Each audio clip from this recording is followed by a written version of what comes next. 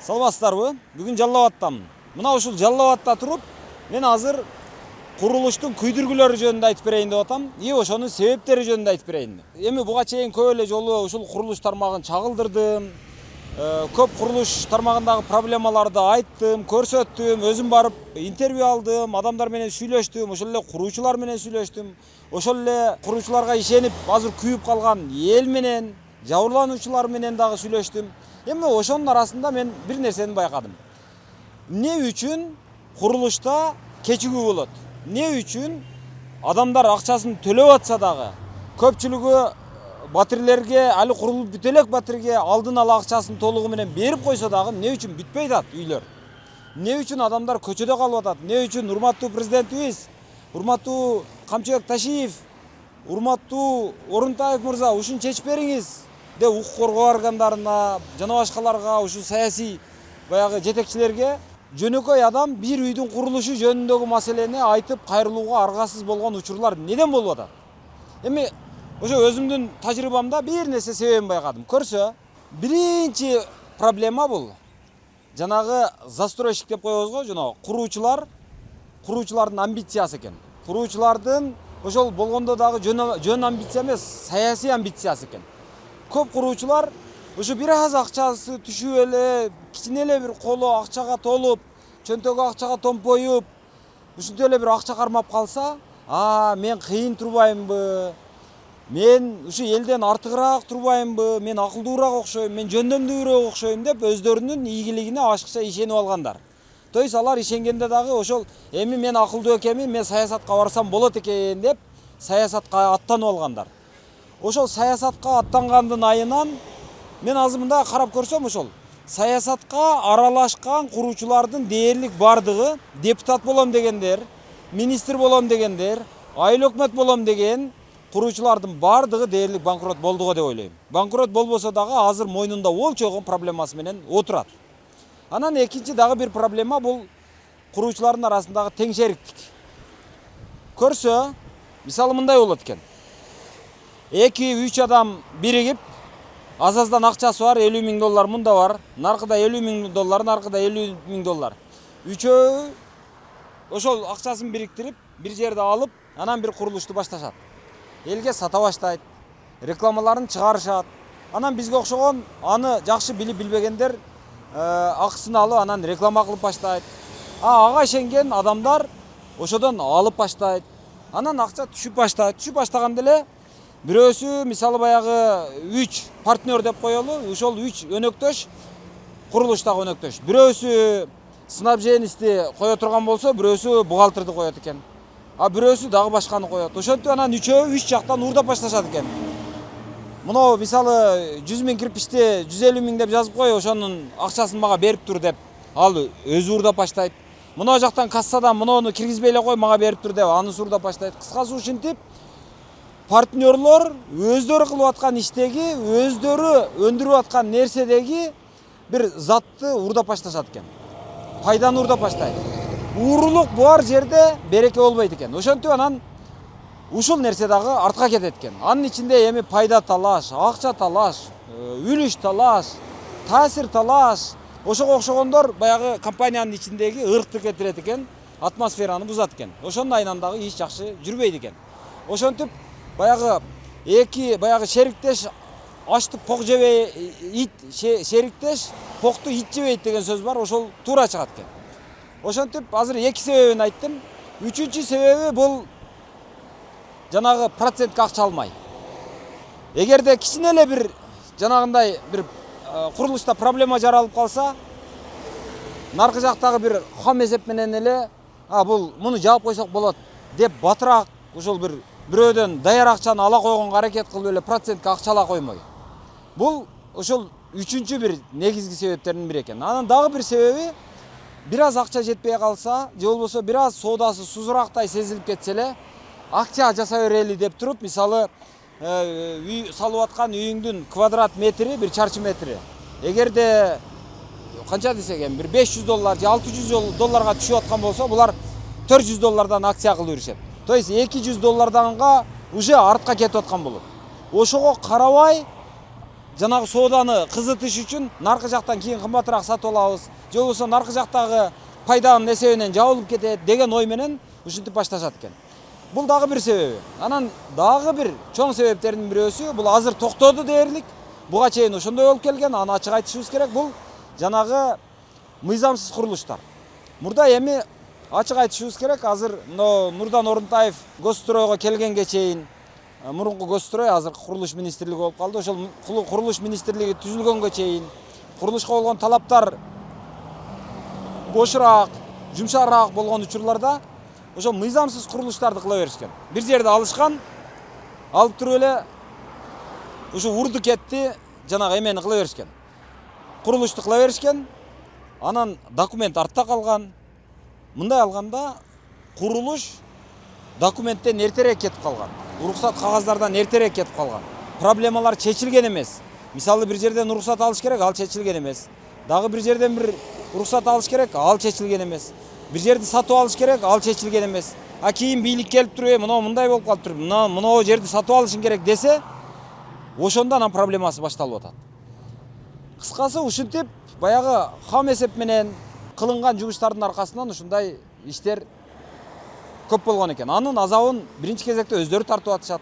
А бирок чоңураак азапты эл тартып атат. Эл мисалы Орусияда иштеп, Европада иштеп, башка жактарда эшекте иштеп, анан ошо атама үй алып берейин, апама үй алып берейин, өзүмө үй алайын деп алып келип, ошол үйгө деп салган акчалары акыры жок болуп, күйүп, 2 жылда бүтө турган курулуш 6 жылга, 10 жылга, 15 жылга чейин созулуп кеткен учурлар бар. Анын бардыгын мисалы айрым учурларда мен чыгарып атам, айрым учурларда ошол мен сыяктуу жана журналисттер башкалар чыгарып атышат. Ошонун бардыгын карасаң, айрымдары ыйлап атышат, айрымдары өздөрүн кармап атышат, бирок ошентсе дагы ушунчалык баягы эл күйүп атат, ортодо эл алданып калып атат. А мындай карасаң, ошол ишкерлер дагы өздөрү бирөөлөрдү алдап коеюн, үйдү бүтүрбөй качып кетейин дебей деле атса керек. Эми ниеттери жакшы эле болсо керек. А бирок акчага азгырылгандык, баягы ишкерлердин суктук деген дагы бир себебин айтып коеюн. Мисалы курулуш кылып атат. Курулуш али бүтө элек. А бирок колунда акча турат, кассасында акча бар. А бирок ал акча али өзүнүкү эмес ал. Ал ошол курулушка кете турган акча. Ошол курулуш бүтүп, элдер кирип, баягы госактыларын алып бардыгы, тек паспорттарын алып кирип жашап калгандан кийин, домком шайланып, бардык иш бүткөндөн кийин анан эсептей келсең, ал дагы бир 5-6 жылдан кийин же 3 жылдан кийин жок дегенде. Анан сенин акчаң чыгат. Ал акчага чейин эле ошол менин бул жакта акчам бар да деген кыял менен жанагы курулуш материалдарынын кымбаттап кетишин эске албай, жумушчу күчтүн кымбаттап кетишин эске албай, али мисалы хам эсебиңде мисалы 100 метр жерден алып кирип коем деген турбаң, ал жерден эмес 1 километр жерден алып киришке туура келип калган учурлар бар.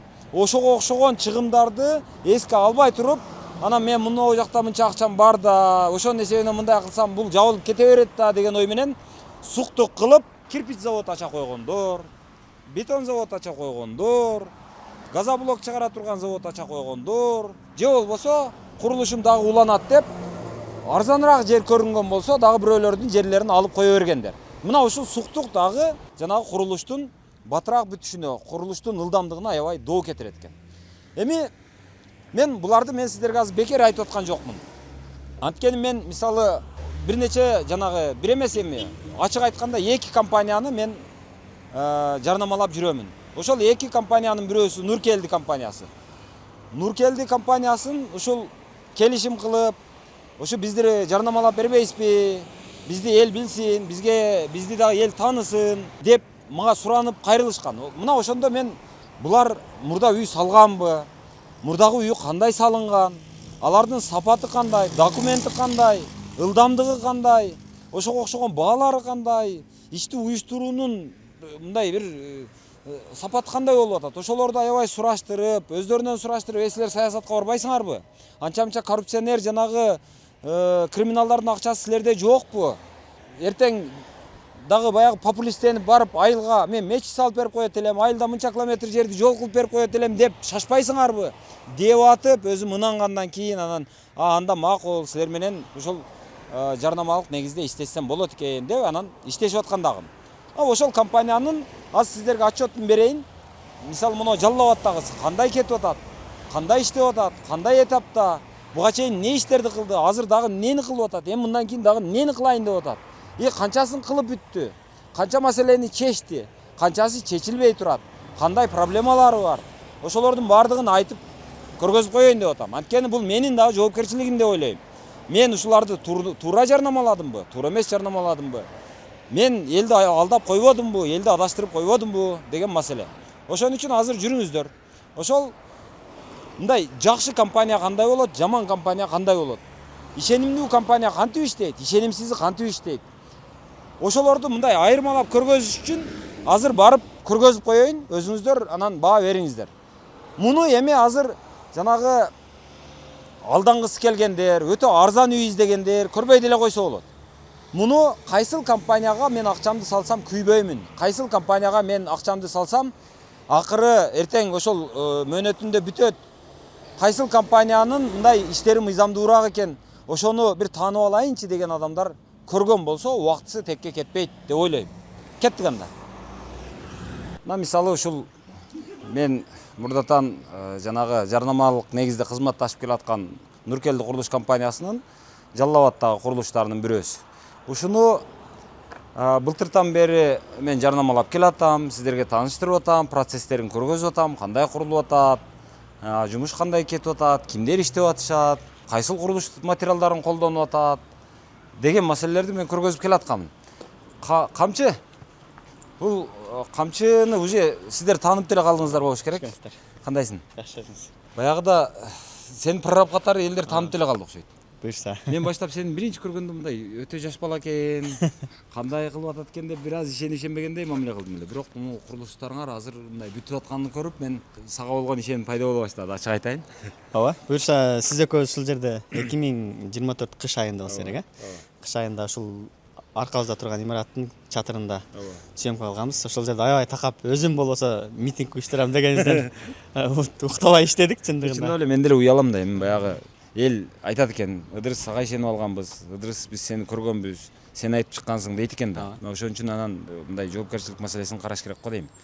Жакшы. Буюрса ошентип бул жакты 2025 жылы быйыл январь айында толук кандуу бүттүк. Курулуш иштерин жана январь айында ввод эксплуатация болуп элге бердик. Учурда техпаспорттордо чыгып, мыйзамдуу эл жашап атат.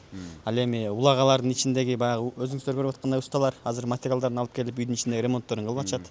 Анан ал ремонт иштери бүткөндөн кийин биз улагалардын ишин бир сыйра космический ремонт кылып беребиз деп азыр черновой вариантта эле кылганбыз. Биринчи этажды бүтүрүп койгонбуз негизи.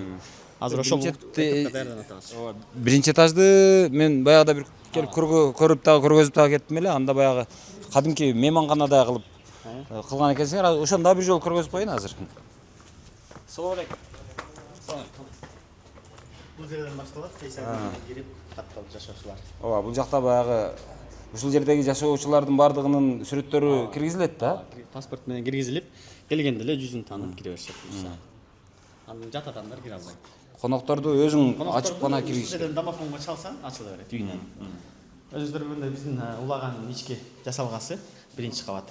Буюрса кийинки кабаттар азыр черновой вариант боюнча турушат. Элдер мына сентябрь айына даярданабыз. Дээрлик 50% эле кирип калды. Сентябрь айында 50%дан ашкандан кийин ремонтун толук кандуу бүтүрүп, дагы элдер баягы азыр материал ташып аткан үчүн курулуш каражаттарын анча-мынча жерин чийип, бузуп аткан үчүн сентябрда толук кандуу башынан ремонт кылып беребиз дагы бир жолу. Тазалап, элге өткөрүп, дамком шайлап ушул жерде элге тапшырып беребиз 100% дагы. Дээрлик бүтүп калыптыр да. Ошондо мен билейин дегеним азыр бул жердеги силердин кардарларыңар ошол баягы документке кол коюп биринчи акчасын төлөп аткан учурдагы көрсөтүлгөн мөөнөттө бүттүбү? Ошол мөөнөт сакталдыбы? Албетте сакталды. Биз деле ошол 2024-түн 4-кварталында дегенбиз. Ошол 2024-түн аягы документи 2025 тиет деп айтканбыз. Дал ошондой эле болуп бүттү. Буюрса бардыгы. Мен негизи ушундай эле болуш керек деп ойлойм да, себеби баягы акчасын төлөгөн адам, акчасын ар баягы ай сайын келип взнос катары төлөп аткан адамдардын бардыгы үйүм ошол срогунда бүтүп атабы, канчалык болуп калды экен, кайсыл жерге жетип калды экен, терезеси коюлдубу, фасады бүттү, лифти коюлду экен деп мындай ар бир ишти карап отурушат экен да. Ар бир иштин жылышын тилейт экен. Ал силердин ийгилигиңерге алар тилектеш болуп калат экен да, куруучунун ийгилигинечи. Себеби куруучунун ийгилиги анын даяр бүткөн үй экенин эл түшүнөт экен да. Анан сиз ошо лифт аябай баса белгилеп айттыңыз эле, чекеден көрсөтөлү. Биздин азыр ошол батирлерди ремонт кылып атканда сөзсүз лифти бүтүрүп беребиз дегенбиз. Өзүңүздөр көргөндөй грузовой дагы, пассажирный лифттер дагы иштеп атат элдин кызматына. Курулуш материалдарын кеңири эле салып иштетип атышат буюрса. Ичин азыр адамдар түшүп келатат, ачып көрсөтөбүз. Эми баягы ичи лифттин ичи назик болгон үчүн обшивка кылып койгонбуз, баягындай каптап, курулуш материалын ташыганда күзгүлөр сынып калбасын депчи. Качан ушул сентябрда бардыгын тазалап, лакейкаларын сыйрып элдерге өткөрүп беребиз жашоочулар үчүн. Азыр ушул кадимкидей эле жашап, иштеп, эки лифт тең иштеп атабыз. иштеп атат. Экөө тең көрүп атасыз. Бирок жанагы көп курулуш компанияларында маселе бар да. Лифтти коюшат, анан койгондо эми жүк ташыганга пайдаланбагыла деп айтышат. Себеби жүк ташыганда баягы жүктөп аткан учурда калтысыраак жүктөп коюшат экен. Ошонун айынан баягы бир жагын жей баштайт экен. Анан үй толук баягы адамдар келип колдонуп баштаганга чейин лифт бузулуп баштайт экен деп ошол лифтти колдонгонго көбүнчө тыюу салышат да. Бизде мындай жалпы жонунан караганда эсесиз бирилик болуп калат экен. Себеби лифтти пайдаланууга бербесең, эл подъезд менен, лестница менен ташышат экен тепкичтер аркылуу. Ал жак менен ташыганда дагы сөзсүз айнекке тиет, алдын сындырат, ошол кафелди талкалашат. Аны ремонт кылып кеткен чыгымга караганда лифт эле ошол. Бирок бунун эффективдүүлүгү бат жана тез адамды кыйнабайт. Эсесиз бирилик экен бирок негизичи жалпы жолунан алганда. Ошон үчүн бүткөндө эле сразу лифт иштетип берип атабыз. Мындан обшивка кылып койсоң. Ооба. Анан жана ичиндеги эрежелерди сактаңыздар деп ушуну. Азыр эми бул мындай кылып жаап койдук полный. Курулуш материалдарын ташыганда чийип кетпесин деп сакташ үчүн. Өйдө көтөрүлөбү? Же сырттан Болор, айырмасы жок. съемка кылабызбы? Айырмасы жок. Бардыгы эле ушул көргөнүздөй. Айланасын көрсөтүп коебуз да сизге. Өзүңүз көргөндөй киреберисте дагы ушул көп урундуу болгондугуна байланыштуу биринчи кабаттардын фасад жумуштарын катуураак материал менен ушул сары таш, граниттер менен каптадык. Сиздерге жанагы мен убада берген маалдагыдай. Анан бул жактарында жашылдандыруу иштерин дагы болушунча эффективдүү пайдаланганга аракет кылдык. Адамдар монтип эс ала турган кылып. Анан эң негизгиси Нуркелдин сиз баягы бул жерде кийимдер иштеген, бүткөндөн кийин да сапатсыз бүтүп калбасын деген таризде сизге мындай ачык эле аттарыбызды жазып койдук. Кимдер эмгек кылды, жана ким ошибка кылса дагы ушул адамды тилдей берет адамдар. жакшы экен. Мен баягы күнү баягы Нарынга барып, Акталада Кытай, Кыргызстан, Өзбекстан темир жолунун курулушун көргөздүм. Мына ошол жерде жолдун курулушуна кимдер жооптуу экендигин бир мындай тактай чакылып туруп, ошого жазып коюшуптур. Мисалы, Ян бир нерсе же Ян Ли деген сыяктуу бир кытайча аттар турат. Анан алардын кызматтары анан бул жакта байланыш телефондорунан бери жазып коюшуптур. То есть жооптуу адамдарга дайыма мындай эгер тил билген киши болгон болсо, сен мына жерде неге мынтип атасың деп доомат таратканга боло бере турган кылып коюшуптур да. Мындай ушул нерсе аябай ачык экен. Бул жакшы экен, жакшы үлгү экен. Анан жашылдандырууларды кылдык. Анан бул жерде азыр биз элдер толук кам жайгашып, кайсыл нерсеси кайсыл жакта толук билбей аткандыгы үчүн биздин Нуркелди курулуш компаниясы ушул бүткөндөн кийин 6 айдан 8 айга чейин да карап беребиз.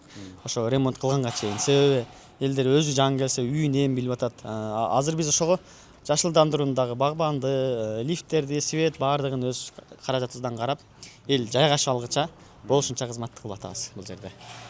Толук эми ошондо күзгө пландаштырып атасыңарбы? Толук муну өткөрүп Сентябрь айында буюрса толук кандуу башынан ремонт кылып беребиз. Азыр талкалаган жерлерин оңдоп, чийилген жерлерин монтип, ошодон кийин курулуш бүтүндөй жүктүү эмеге элге домком шайлап өткөрүп беребиз. Азыр монтип курулуштун мусорлары, таштандылары чыгат. Аларды дагы өзүбүз алып кетебиз.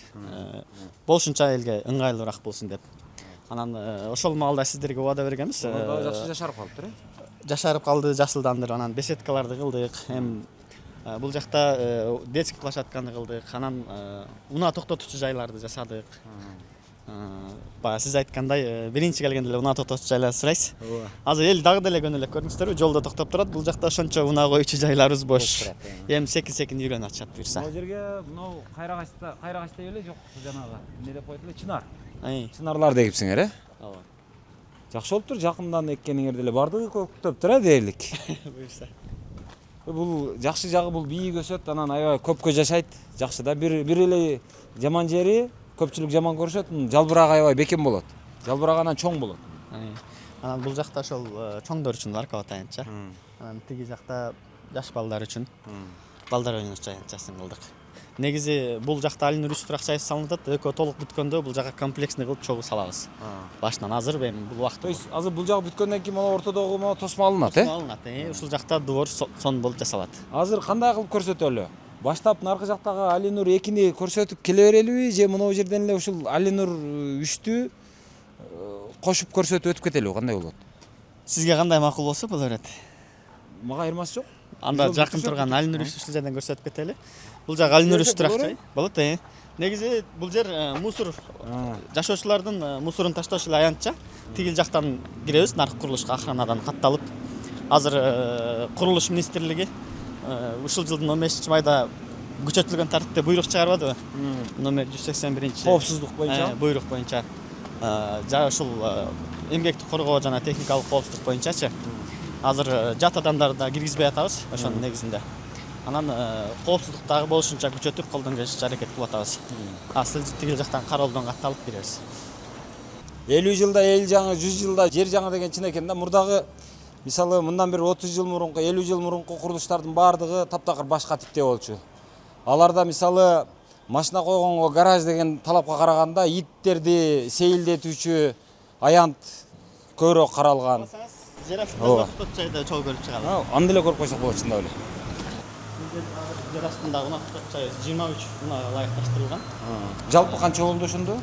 Сырт менен кошкондо 70 орунду унаа токтотуучу жайыбыз бар жалпы. Бул жерде жалпы өзү негизи 126 батарея жайгашкан.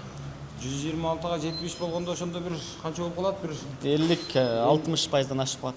60%. Өзү негизи бул мурунку жанагы курулуш министрлигине Нурдан Орунтаев келгенге чейинки ГОСТ менен жасалып калган да. Ошол маалда экспертизадан өткөн. Негизи бирок ал маалда эми азыраак болчу. Муна токтотуучу жайлар каралышы нормасынын талаптары азыр эми биз болушунча көбөйткөнгө аракет кылып, бардык унааларга шарт түздүк.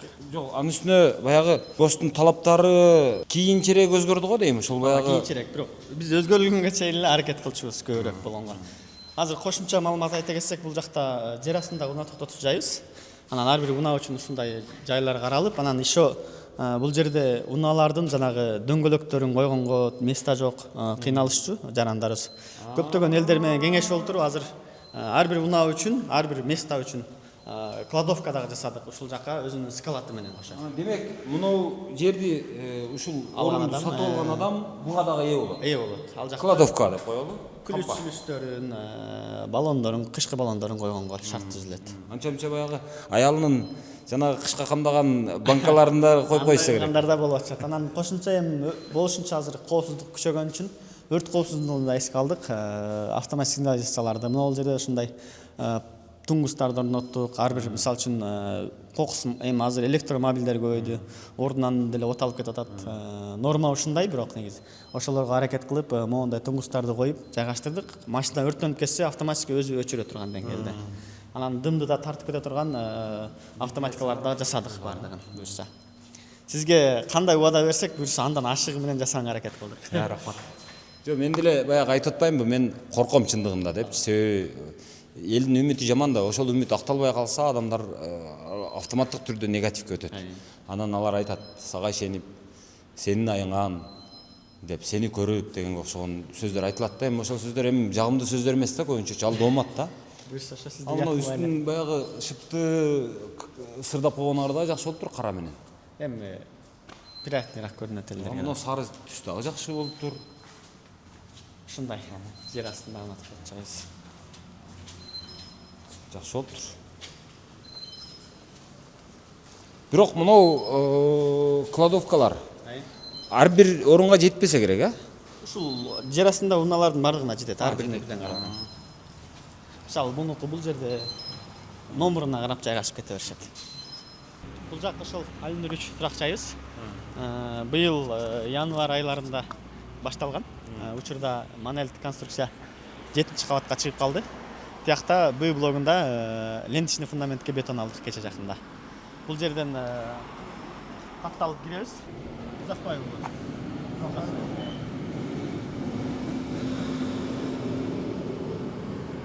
Силер өзүңөр да жазылып кире турган болсуңар да азыр. Баарыбыз күндө жазылабыз. Бул жак Исаков Идрис.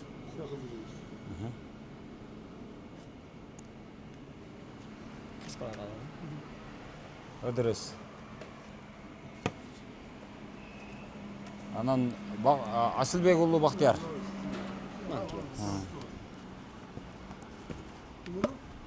Асылбек уулу. Эми азыр курулушка мыйзам боюнча инструктаж өтүп кетишибиз керек. Өзүңүз деле курулушту күндө көрүп жүрөсүз, билесиз. Биринчи эле айтып кое келели, кайталоодон келме бузулбайт дейт го. Бул жерде азыр негизгиси бийик имараттардын кран иштеринен опасный зонадан алыс жүрөбүз. Анан болушунча чекеректен туруп съемкалаганга аракет кылабыз, Мен сизди коштоп жүрөм. Бул жагы ошол азыр монолиттик конструкция 7-кабатка чыкты деп айттым. Жана жашоочулардын жилой комплексинен башталып уже кирпич уруу иштери башталды, кышкыно иштеричи. Анан андан алдында темир конструкцияны коюу иштери 4-кабаттан 5-кабатка көтөрүлүп калды. Дээрлик жалпы бул 6-7 айдын результаты жалпысын алганда. Бул жакта ошол жер астындагы пайдубалына бетон алуу иштерин кече аткардык. Бир блогун алганда айына бирден кабат көтөрүлүп атат деген негизи бул мындай да, бул жагы 7-кабатка чыккан менен жер астында кыйлай жумуш бар. Жер астында бир 50 күндөн ашта чыгасын. Котлован казасын. Негизи 1 айга 2 кабат көтөрөбүз монолиттик конструкцияны 1 айына. Жок, бирок негизинен алганда эми күнгө бөлө келгенде жалпы ошондой. Айына бирден кабат болуп калат. Аркасынан этап менен башка курулуш иштери деле кете берет. Фундаментти лентага бетон алып, андан кийин аны гидроизоляция кылуу иштери жүрүп атат, бетонду нымдан сактоо иштери. Кайра эле эртең бунун кийинки этаптары башталат. Бул качан бүтүш керек эле? Бул курулушубуз негизи 2027-жылдын 1-кварталында. Январь айларында, май айларына чейин тапшырабыз 1-кварталда. Өзүңөр көргөндөй, бул Алинур 3 туракчайы жалпысынан 2 бөлүктөн 3 улагадан турат. Жалпысынан 200 квартиранын тегерегинде үй камтылган. Жанагы мен кайра жакшы көргөн суроом ошол. Парковкасы мунуку канча болду? Мунуку ошол бир 100гө жакын болот. 100гө чукул болот парковкасы. Ошондо жалпы канча пайыз ашат? Бул деле бир эми бизде азыр моундай да, подвалдагы парковкаларды толук эсептеп, анан чекесиндеги озеленение дизайнда жакшылап иштеп чыккандан кийин так саны чыгат, бирок 70%га парковка месте кылып беребиз буюрса. Кыйла жакшы экен. Кээде мисалы эми бардык нерсе салыштыруудан мындай көрүнөт экен да. Мен мисалы айрым объектилерге барып жүрөм, көрүп жүрөм. Ошол жерде мисалы бир 80-90 квартиралуу үй бар. Жер төлөөсүндө бир ашып барса 10-12 машинага орун бар. Андан сырткары эшигинин алдында же ашып кетсе 3 машинага, же болбосо такыр жок учурлар дагы бар да. Анан ошолорго салыштырганда мынау жок дегенде ошол 60-70-80%га камсыздоону бул Кыргызстандагы аябай мындай бир жакшы жыйынтык деп айтканга аргасыз болуп калат экенсиң. Албетте мен каалайт элем, мисалы бирге бир болушун. Мисалы бир батир болобу, бир машинага орун. Бир батир болобу, бир машинага орун болсочу. Эми бирок аны талап кылууну талап кыла берет экенсиң адам. Бирок сата келгенде кардарга ошол нерсенин бардыгы кардардын чөнтөгүнө күч келет экен. Аны эмне үчүн арзан, мыналар арзан эле сатып атат го деп кардарлар мындай наразы болгон учурлар болот экен. Бирок алар ошол эле учурда жанагы кошумча жанагы машинаңды эркинирээк койгонго дагы орунду сатып алганын көбү эске ала бербейт экен, көбү түшүнө бербейт экен. Мен түшүнгөнүмө караганда, туурабы? Ошо жакшы кетип атыптыр аябай. Ушундай курулуш жүрүп атат. Азыр Алинур 2 туракчайын өтөлөндө. Азыр мону бир кабатына кыш кыноо иштери да башталган окшойт. Башталды, буюрса башталды. Андан алдын уже эми темир конструкция иштери кетип атат. Ошо кыш кыноону бекемдеш үчүн. Кыргызча айтканда дээрлик сынч дубалга окшоп кармап берет конструкцияны кышта. Азыр мен адашпасам бул Алинур 2 келдик, 2 келдик ала. Негизи сөз бар го, эшигин көрүп төрүнөт деген. Эшигинин алды суулар чачылган. Бул көстройдун талаптары толук аткарылган, QR код коюлган. Мына жакта баягы компаниянын жетекчиси ким, баягы инспектор деген бул көстройдон болсо керек, э? Курулуш министрлиги. Курулуш министрлигинин өкүлүнүн аты жөнү, телефону, прорабтын аты жөнү, телефону, технадзор дейт, объекттин башчысы дейт, мына мастердики бардыгы бар экен. Бул жакта качан бүтөрү дагы белгиленгенби? Мына 208 батир 9 кабаттуу экен, 4 блоктуу. Ошондо 2026-га берилет. 2026 Быйыл чейин. Ооба. жылга берилет. Берилет. Биринчи кварталда. Так, кире бересизби? Кире беребиз. Бул жактан адаттагыдай эле катталып, техникалык коопсуздук журналына. Анан объект менен тааныштырып баштайбыз сизди. Бул жерде биздин ар бир курулушка киргенде ушундай мастерлер күтүп алат баарыңыздарды. Ушулар жумушчуларды кабыл алып, инструктаж өтүп, маалымат берип, анан журналга каттап киргизет. Анан ушул жерден өткөндөн кийин адам бул жакта уруксат алат. Бул негизи эле ошол сиз айтып аткан 2025-жылдын Курулуш министрлигинин 181 буйругунун негизинде 15 майда чыккан техникалык коопсуздук боюнча күчөтүлгөн тартипте азыр бардык регион боюнча, Кыргызстан боюнча ушундай тартипте иштеп атабыз. Өзүлөр көргөндөй ушундай ар бир жумушчу келип, катталып, инструктаж өтүп, анан кире беришет. Бул жерде Так, бияка ооба. Исаков жака колуну. Так, мына жерге Асылбек уулу жазып кое берейин, а? Ооба. Колун жазып койсо болот.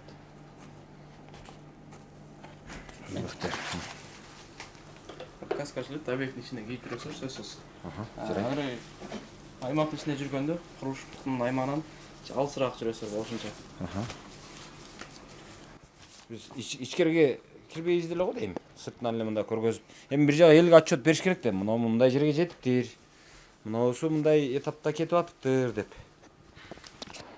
Анан болгондо дагы мынау жана сетканы берип койгон жакшы болуптур, мына сетканы тактырып койгон.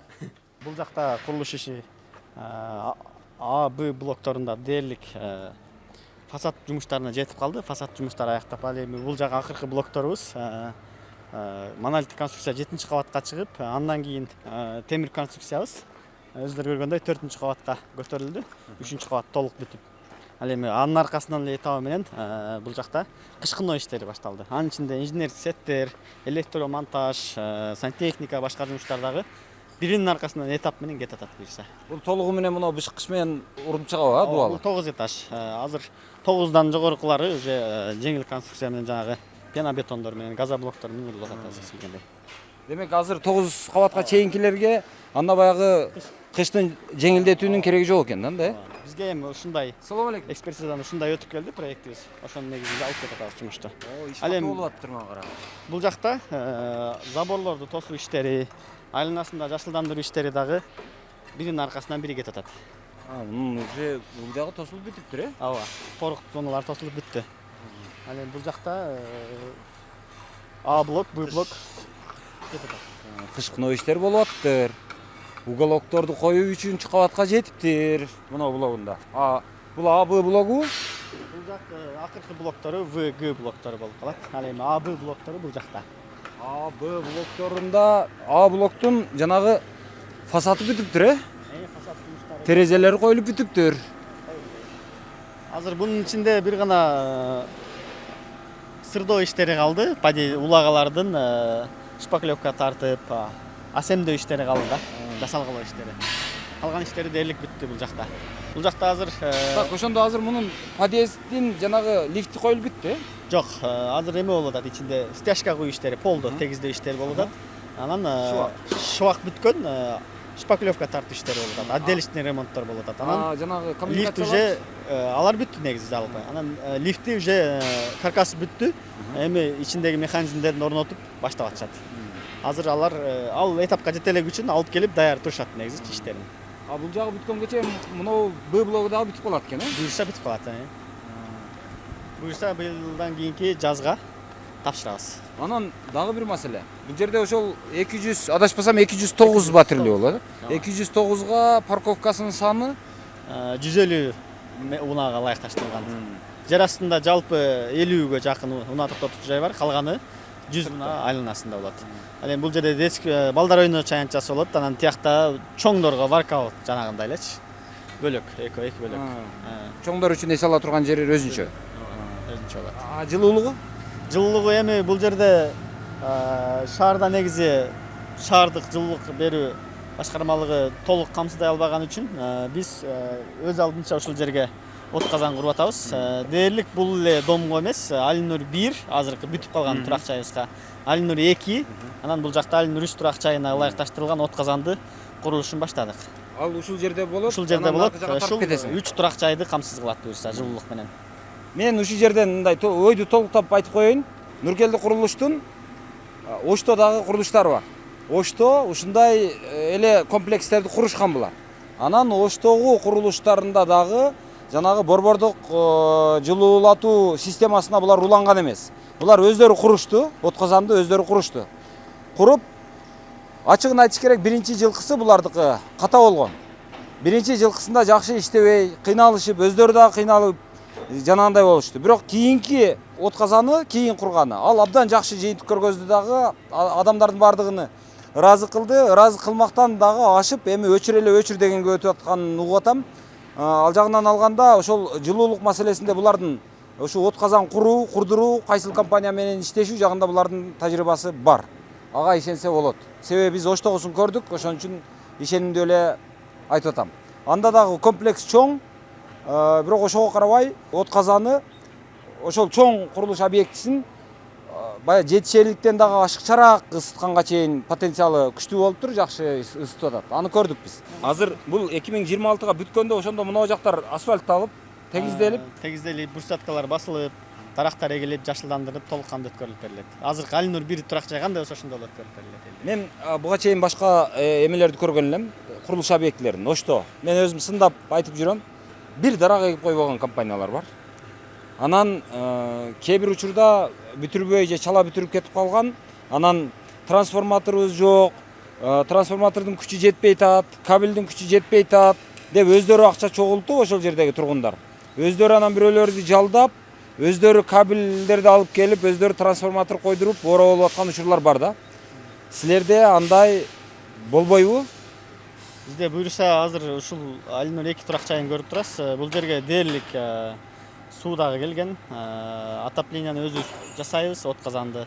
Ал эми канализация дагы ушул жерде дээрлик бардык тармактарга уланып бүттүк десек деле болот. Тургундар ушул жерге келгенден кийин ага акча чогулуп, буга акча чогулуп, мына жерде кабель күйүп кетти деп мындай али толук элдер кирбей атып ушундай проблемалар болбойт деп ишендирип койчу мени. Кудай кааласа болбойт, себеби Алинур 1 турак жайында көрсөттүк. Азыркыга чейин өзүбүз көзөмөлдөп атабыз. Бул жерди дагы 6 айдан 8 айга чейин өзүбүз көзөмөлдөп, элдер даже ремонт кылып талкалаган жерин кайра башынан оңдоп, асемдеп, ушул жерге эл өзү кабыл алат бизден эл. Элдин өзүнүн ичинен комиссия түзүлүп, бизден өздөрү кабыл алышат буюрса. Кышкыноо иштери аябай жакшы кетип атыптыр мына. Тытынып иштеп атышат. Баягы бекер отурган киши көрүнбөйт. Аркы жагында бетон алып атышат. Азыр ушул жердеги ушул объектке келгенден пайдаланып, мына курулуш министри Нурдан Орунтаев мырзага бир ыраазычылык билдиргим келип атат. Ачык мындай чын жүрөктөн эле. Себеби биз буга чейин жанагы курулушта кайсы бир адамдар ушудан курулуштан кулап өлүптүр дегенге окшогон чипыларды, ошого окшогон окуяларды көп эле укчубуз. Анан угуп эми Кытайлардын кээ бирлери бар эле.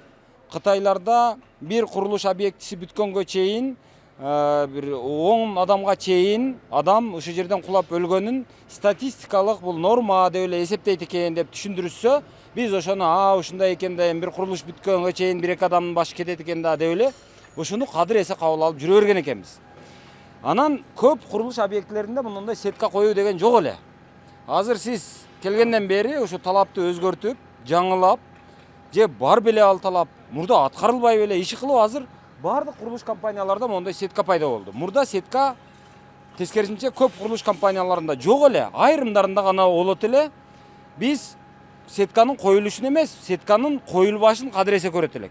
Анан кимдир бирөө ушинтип сетка тагып койсо таң калат элек, муну эмнеге тагып коюптур деп. Азыр көрсө бул үстүнөн кулап кеткен адамды дагы, анан астында жүргөн адамды дагы сактайт экен. себеби үстүнөн түшкөн адам ошого такалат экен. Андан ары түшүп кетти, ошол жанагы сетка айрылып кетти деген күндө дагы жаныбар адам баягы карманып, ошого асылып бирдеме болуп атып, анан мынтип чубалып ошону менен түшкөнгө чейин мындай өлбөй тургандай болуп түшөт экен. Жок дегенде эми бир жери сыйрылып көгөрүшү мүмкүндүр, бирок мындай оор жаракат албайт, өлбөйт дегендей. Астында жүргөн адам боло турган болсо, башына бир кыш-пыш түшүп кетпегидей экен. Ошого такалып калат экен. Болот экен эле го мурда ушуну кылса, мурда эмне үчүн кылынган эмес мен түшүнбөйм.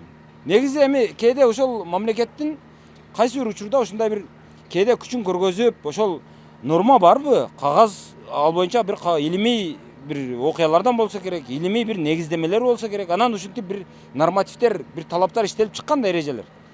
Коопсуздук эрежелери дегендей. Анан аны кагазга жазып алып, аны аткартпай жүрө берген экенбиз да. Же көрсөм мурда акча алып коюшканбы?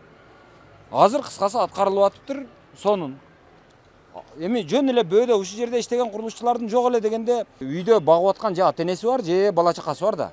Анан бир адам өлгөн болсо, ошо бир үй бүлө акчасыз багуучусу жок калат деген сөз эле да. Азыр эми ошого окшогон нерсени максималдуу түрдө баягы минимумга түшүрүп атыпсыздар, ал жакшы.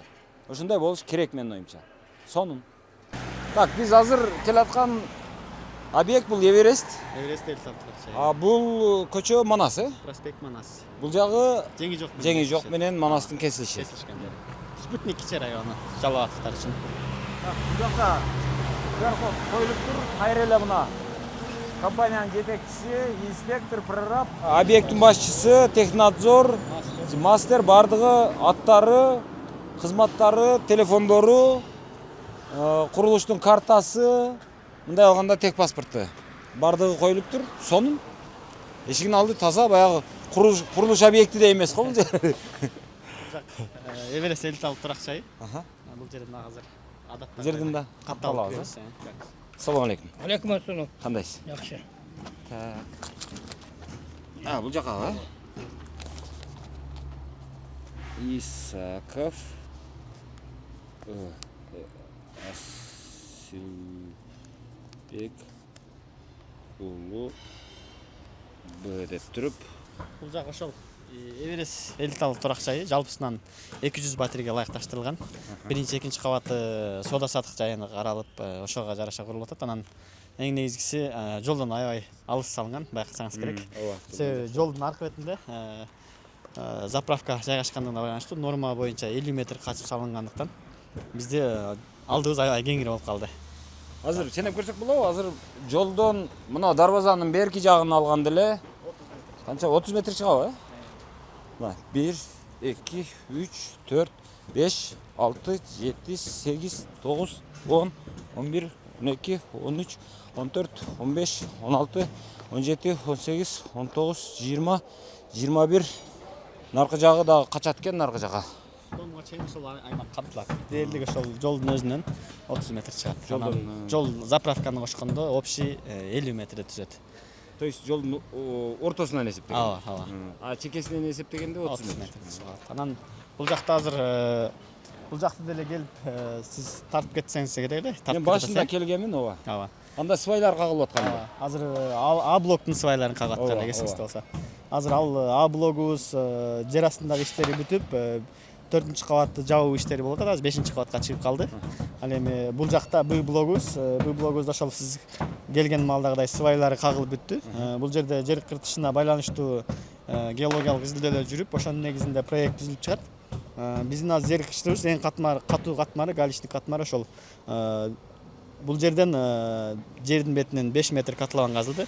Андан дагы терең 10 метрге чейин свай кагылып, жердин эң катуу катмарына чейин дом жайгашты. Баягы бизде көбү неге бизде свай кагылбайт дейт го. Ал жердин кыртышына карап кете берет. Россиядагыдай свай кагылды кадимкидей эле. Көбү Россияны салыштырат бизде. Ал диаметри свай, ар бир свайдын диаметри 1 метр 30 сантиметр түзөт, тереңдиги 10 метр. Арматурасы ошол 32-чи диаметрден 20-чы диаметрге чейин болуп салынды. Ал эми бул жакта кайра эле свай иштери бүткөндөн кийин плиточный фундамент башталды. Имараттын пайдубалынын фундаменти, пайдубалы. Бул жерде азыр жалпы калыңдыгы 1 метрди түзөт. Бул жерде негизинен ушул этапка жетиш үчүн арматуранын өзү эле 210 тоннаны түзүп калды. ушул свай менен плита бүтүш үчүн. Дээрлик аянты 1200 чарчы метр түзөт. Буюрса эртеңкиге бетон алуу иштерине даярданып атабыз. Эртең буюрса эң көп бетон ушул фундаментине кетет, плиточный фундаментке. Жалпы 1200 куб бетон алабыз ушул жерге эртең буюрса. 32лик арматура деген ал мунондой болот да. Ал мунончолук бир кусогун мындай бир кесиндисин көтөрүп бир неме кылыш, мындай бир кармап нары бери мындай бир калчаш ушунчалык кыйын, оор болот. И ошодон азыр мына жака кийиздей эле токулуп тур. Мына жердин бетинен эмес, мына жердин астынан мына бир канча бир 4-5 метрдей окшойт тереңдиги. Ошодон нары дагы 10 метрдей свай болуп кириптир. Чындап эле баягы көбүнчө бизде айрым адамдар бар, баягы бир нерсени учучун билип алып сүйлөгөндөр кээде күйгүзөт да. Алар жана неге бизде Россиядагыдай болбойт дей беришет. Россияда ал ботко, ошол ботконун үстүнө свай какпаса болбойт. А бизде андай ботко жок да. Кана эле ошол ботко болсо картошка өстүрүп жыргап калбай элек, ал жок. Анан бизде мындай шагыл, кум, кургак жер. Анан бул жерге свайдын анчалык көп кереги жок, бирок булар ошого карабай дагы мына 5 метр казып, 5 метрдин астына дагы 10 метр свай казышыптыр. Мен свайды жана казып атканын өзүм көргөнмүн, баягы узун баягы 10 метрлик, 11 метрлик баягы арматуралардын мына жерде токулуп жатканын. Азыр ошол жумуштар аяктап, мына бетон алууга даярданып атабыз. Буюрса 1-2 күндүн ичинде бетон алабыз ушул плиточный фундаментибизге. Бул жер эмне болот деп айтсаңыз, бул жер көбүнчө ошол унаа токтотуучу жай болот, техэтаж болот, баягы лифттер түшүп келген жер, моторлору, мисалы үчүн сантехникалык бөлмөлөр, анан электрощиттер ушул жакта болот көбүнчө. Анан бул турак жай боюнча сизге көбүрөөк маалымат айта кетсек, ушул жер астындагы кабатында, сокольный этажында фитнес залы бар, анан бассейни бар өзүнчө. Анан башка дондордун айырмачылыгы өзүбүз салып аткандан кышкы жана жайкы балдар ойноочу аянтчасы бар. Ошо биринчи кабатында атайын сезонго. Ооба, 2 сезонго. Садик сыяктуу болуп, биринчи кабатында балдар ойноочу аянтча кышында да иштейт. Атайын аянт бөлүнгөн. Анан эми элиталык турак жай деп атпайбызбы? Эми элиталык дегенге жараша баасы ошого жараша кымбат да мунун. Албетте. Жери кененирээк. Жери кенен, унаа токтотуучу жайлары дагы кеңири. Ошондо кеңир дегенде канча? Бул дагы ошол 70%дан көбүрөөк. Азыр бул жерде 200 квартира бар, ошого 70%на ар бир унаа токтотуучу жай каралган. Анан биринчи, экинчи кабаты соода сатык жайына ыңгайлашкан, бизнес тармактары үчүн. Анан калгандары ошол жашоочулар үчүн. Анан бунун айырмачылыгы ошол. Анан бир премиум класс дегенге жараша биз баягы ошонун талаптарына ылайык долбоорлоттук буюрса. Сөзсүз ар бир батирге 4 сааттан кем эмес күн тиет. Анан бир кабатта, бир улагада, бир кабатында 4төн ашык эмес батир жайгашкан. Жана ошол 4төн ашык эмес батир, анан ошол батирлер үчүн дагы бир эмес 2ден лифт каттайт, сөзсүз. Анан улагалары да кең болот. Анан сыртындагы фасад иштери дагы башка домдорго караганда кооз бекем болот, керамогранит болот өйдө жагы. Экинчи кабаттан жогорусу, ал эми андан ылдый жагы гранит менен капталат. Кооз жана сапаттуу чыгат буюрса. Бул ошондо бүтүшү качан бүтөт? Бул дагы 2027 жылдын 1-кварталына.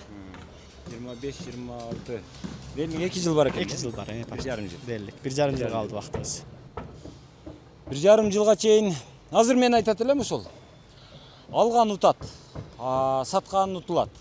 Анан ошон үчүн азыр акчасы азыраак болсо дагы бар адам талпынып келип, анан ушул компания менен договорду, келишимди түзүп, кагазга колду коюп, азыраак акча болсо дагы баа баш кылып берип, андан аркы жагын баягы көп адамда мындай нерсе бар экен да. Илгери мага кыскасы ушул келишимди түзүп койгон адам азыр утат экен деп калдым. Себеби эмнеге? Баягыда мага бирөө айтып калды, «Ыдырыс, бир үй алып албайсыңбы?» деп калды. Анан мен айттым, «Менин акчам жок да». Десем, «Сен ала бербейсиңби? Алганыңдан кийин ошол мойнуңда карыз илинип калат, анан ошого жараша аракетиң башталат. Ошого жараша мындай өзүң аракеттене баштайсың, оңго солго баягы акчаларыңды чачпайсың. Тапканыңды ошол компанияга алып келип төлөй бересиң, акыр аягында да кыйналасың 1-2 жыл. А бирок аягында келип сен үйлүү болуп каласың» деп мага үйрөткөн эле да. Мен азыр ошол сөздү сиздерге айтмакчымын. Азыраак акчаңыздар барбы? Келип келишимди түзө бериңиздер. Көбүрөөк акчаңыздар барбы? Төгүп кое бериңиздер. Утур таптыңыздарбы? Төгүп кое бериңиздер. Кыйналасыздар туура. оор болот туура, карыз болосуздар туура. Анан бирок акырында жыйынтыгында келип 1,5-2 жылдын ичинде бир үйлүү болуп каласыздар, мүлктүү болуп каласыздар. Мүлкү бар адам баары бир бай адам.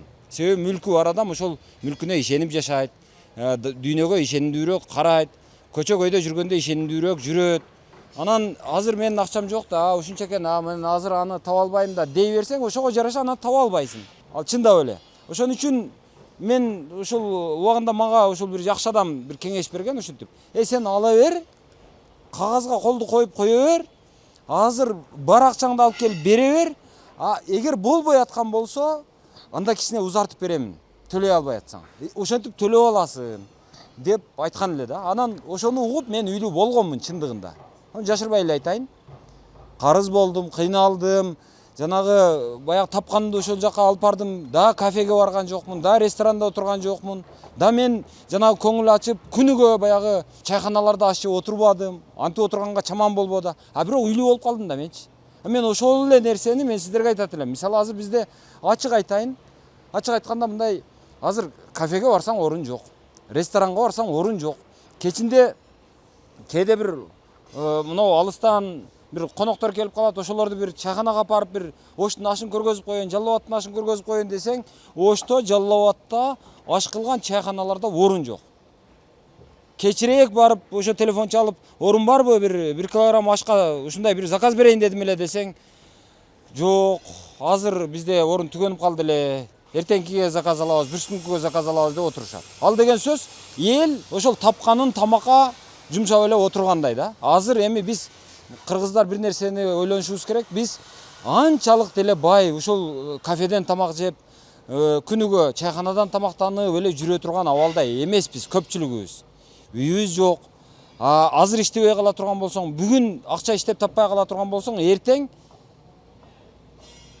ачка кала турган болбосок дагы эми мындай карызга батып кете турган абалдабыз. Рас ошондой болгондон кийин, ошол эртеңкиңе сактык катары, ошол бир макул бул компаниядан болбосун. Мына ачык айтайын, макул Нуркелдиден болбосун, башкадан болсо дагы үй алып койгонго, мүлк алып койгонго адам азыр тырышыш керек деп ойлойм. Бул мүмкүнчүлүк. Эми анын ичине мен мисалы Нуркелдин айтып атам, эми жоопкерчилигимди карап атам. Да, ушуларга мен өзүм да тилектеш болуп атам. Булар иштеп атат, ишендирип атышат. Мына адамдар жайнап жүрөт. Наркы жакта техника, бул наркынын башында иштеп атышат, мунун ичинде иштеп атышат, наркы жакта иштеп атат, наркы объектилерде иштеп атат, адам жайнап жүрөт. Кыймыл бар, жок эмес. Болгондо дагы тез, бат, жакшы иштеп атышат. Уюштуруу жакшы, жаман эмес.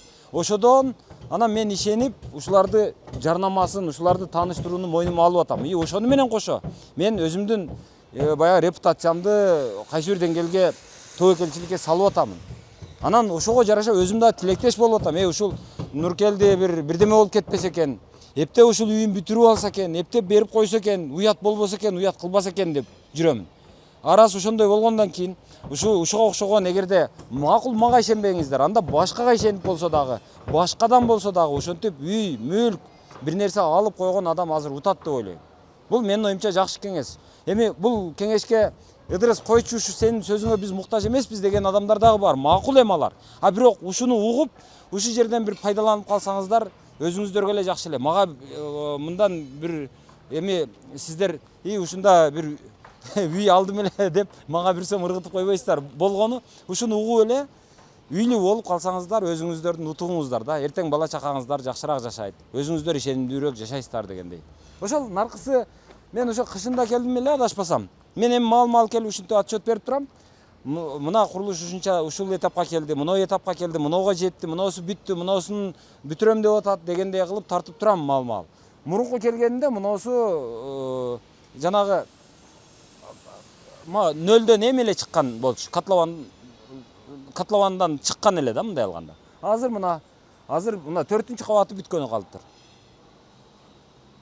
Жакында бул дагы бүтөт, Кудай буйруса. Тынчылык эле болсо бүтөт. Бардыгыбызга тынчылык, бардыгыбызга аманчылык болсун, ийгилик болсун. Ошол аракетибиз баягы чайхананын тамагын эле азыр көп кетпей, көп баягындай ушул коромжу болбой, ушундай бир мүлккө жумшалып калса, ал жакшы. Эми мен ырас мен ушул компанияны жарнамалап аткандан кийин, ушул компанияны айтып аткандан кийин, ушул компанияга мен ийгиликти мен дагы каалайм, мен дагы үмүттөнөм. Мен дагы ушул уят болуп калбаса экен, ушул бир нерсе болуп калбаса экен деймин. Ошол эми. Негизинен ушундай. Бул компания жана сөздүн башында айткандай, баягы бул компаниянын жетекчисин эми мен жеке тааныймын. Жөнөкөй жанагы мугалимдин балдары, айылдык балдар, жанагы бир депутаттын эмеси кайниси эмес, же депутаттын бир иниси эмес, атасы эмес, мындай алганда. Же бир соттун, же прокурордун бирдемеси эмес, ачык айтайын. Бул кадимки жөнөкөй мугалимдин балдары. И ошого жараша булардын деле уяты бар, булардын деле айылда эли бар. Ошол ата-энесин, өздөрүн, жанагы айылда жер каратып койбойн ата-энемди, өзүм жер карап калбайын деп эле ушинтип жоопкерчилик менен иштеп аткан балдардай туюлат. И ошентип иштеп атышат. И иштин темпин көрсөтүп бердим. И бул баягы ара күндө кафеде арак ичип, анан кийин айылга барып мактанып бир жерге жол салып бере коюп, ал ишин жыйынтыгы чыга электе. Анан депутат боло калсам экен деп, же болбосо так элдин бардыгы, курулушчунун бардыгы 5-7 минип калыптыр деп 570 алып мине коюп жүргөн балдардан эмес.